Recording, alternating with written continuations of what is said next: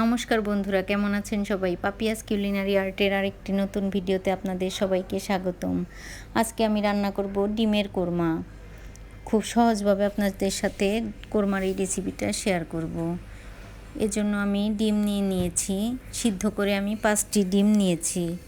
আর ডিমগুলো খুব ভালো করে ধুয়ে ছিলে নিয়েছি। এবার আমি ডিমের গা একটু হালকা করে কেটে নিচ্ছি, তাহলে এর ভিতরে মশলা ঢুকবে আর ডিমগুলো খাবার সময় খেতে দারুণ লাগবে। আমি সবগুলো ডিম একইভাবে হালকা করে একটু কেটে নিচ্ছি। এবার ডিমগুলো একটু নুন আর মরিচ গুঁড়া দিয়ে আমি মেখে নিব। আসলে খুব সহজে এই কোরমাটা রান্না করা যায়, আর যে কোনো স্পেশাল অকেশনে এই কোরমাটা রান্না করলে আসলে খেতে দারুণ লাগবে। এবার নুন আর মরিচ গুঁড়া দিয়ে আমি ডিমগুলো মেখে নিচ্ছি। এখানে হলুদ গুঁড়া দিয়ে ডিমগুলো আসলে মাখানো যাবে না। আমি সবগুলো ডিম মাখিয়ে নিয়েছি। এবার আমি কড়াই বসিয়ে দিয়েছি। কড়াইটা গরম হয়ে গেলে দিয়ে দিলাম সাদা তেল আর দিয়ে দিব ঘি। ঘিটা দিলে ডিমের কোরমার ফ্লেভারটা দারুণ আসে আর খেতেও ভালো লাগে। ডিমের কোরমা রান্না করতে আসলে ঘিটা দিলে ভালো হয়। এবার দিয়ে দিলাম পেঁয়াজ কুচি।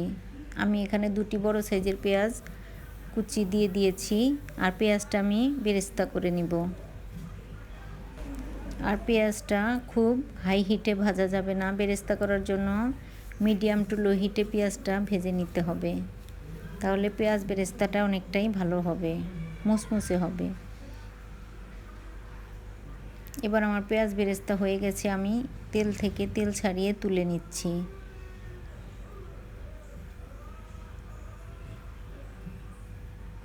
সবগুলো পেঁয়াজ তেল থেকে আমি তুলে নিলাম। এবার আমি রান্নাটা শুরু করব। প্রথমে আমি ডিমগুলো হালকা করে ভেজে নিচ্ছি। আপনারা চাইলে ডিমগুলো নাও ভেজে রান্না করতে পারেন, তবে আমার কাছে ডিমগুলো ভেজে রান্না করলে খেতে ভালো লাগে।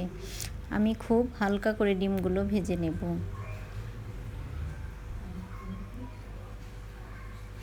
এক পিঠ ভাজা হয়ে গেছে, আর এক পিঠ উল্টিয়ে দিচ্ছি। এভাবে করে আমি খুবই হালকা করে ডিমগুলো ভেজে নিয়েছি। এবার তুলে নিচ্ছি।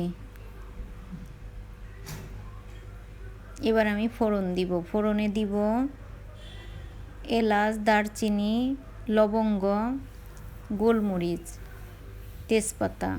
প্রথমে আমি তেজপাতাটা দিয়ে দিলাম। তেজপাতাটা ভাজা হয়ে গেছে। এবার আমি একে একে সব মশলা দিয়ে দিব, এলাচ, দারচিনি, লবঙ্গ, গোলমরিচ। আর এই মশলা থেকে যখন ফ্লেভারটা ছাড়বে তখনই আমি দিয়ে দিব পেঁয়াজ বাটা। এখানে আমি 2টি পেঁয়াজ বেটে নিয়েছি, আর সেই পেঁয়াজ বাটাটা দিয়ে দিলাম। আর পেঁয়াজের কাঁচা গন্ধ চলে যাওয়া পর্যন্ত আমি একটু পেঁয়াজটাকে ভেজে নিব।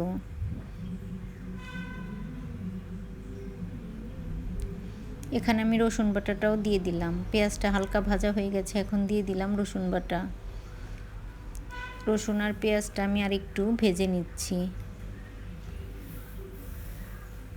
এবার দিয়ে দিলাম আদা গুঁড়ো। আমি আসলে আজকে আদা বাটা দিব না, আদা গুঁড়ো দিয়েই রান্নাটা করব। আর এই মশলাগুলো খুব ভালো মতো কষিয়ে নিতে হবে। এবার দিয়ে দিলাম স্বাদ মতো লবণ।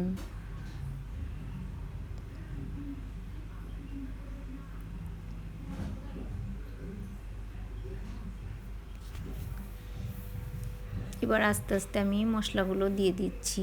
আসলে এবার আমি দিয়ে দিলাম সামান্য ধনিয়া গুঁড়ো। আমি একটু জিরা গুঁড়ো দিব, আপনারা চাইলে জিরা গুঁড়োটা নাও দিতে পারেন। এবার দিয়ে দিলাম জিরা গুঁড়ো, ধনিয়া গুঁড়ো, জিরা গুঁড়ো দিয়ে আমি মশলাটা একটু জল দিয়ে ভালো মতো কষিয়ে নিচ্ছি। আর দিয়ে দিলাম খুব সামান্য মরিচ গুঁড়ো।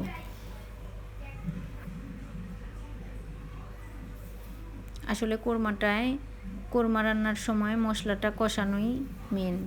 মশলা কষানো হয়ে গেলে মশলা ভালো মতো কষানো হয়ে গেলে রান্নাটা খেতে দারুণ লাগে। কোরমার আসল টেস্ট আসে। আমি এবার দিয়ে দিলাম গরম মশলা গুঁড়ো। এবার সব মশলা খুব সুন্দর মতো কষিয়ে নিয়েছি। আমি এবার দিয়ে দিলাম বাদাম বাটা। আর এই বাদামের সাথে আমি 2টো লাল লঙ্কা বেটে নিয়েছি, এজন্য বাদাম বাটাটা লাল হয়েছে।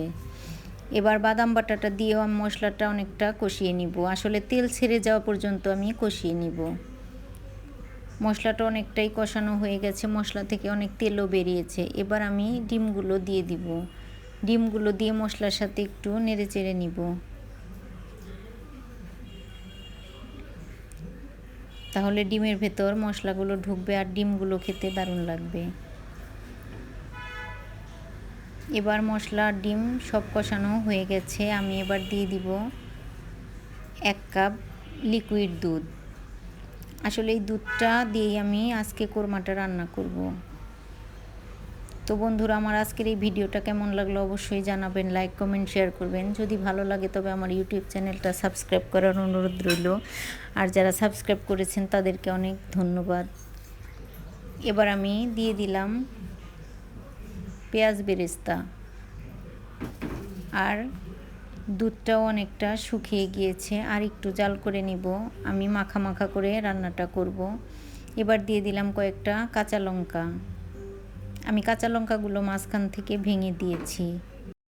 আর যারা ফেসবুক থেকে দেখছেন তাদেরকে অনুরোধ রইল আমার ফেসবুক পেজটি ফলো করার। আর যারা ফলো করেছেন তাদেরকে অসংখ্য ধন্যবাদ। এবার আমি আরেক চামচ ঘি দিয়ে দিলাম। তো বন্ধুরা, খুব সহজেই তৈরি করে ফেললাম ডিমের এই কোরমা। যদি ভালো লাগে তবে অবশ্যই একবার রান্না করে খেয়ে দেখবেন। আমার রান্নাটা শেষ। এবার আমি চুলা থেকে নামিয়ে নিয়েছি। গরম গরম এবার গরম ভাতের সাথে অথবা পোলাওর সাথে পরিবেশন করব এই ডিমের কোরমা। আমি অবশ্য ভাত পোলাও দুটোই রান্না করেছি। তো বন্ধুরা, সবাই ভালো থাকবেন, সুস্থ থাকবেন।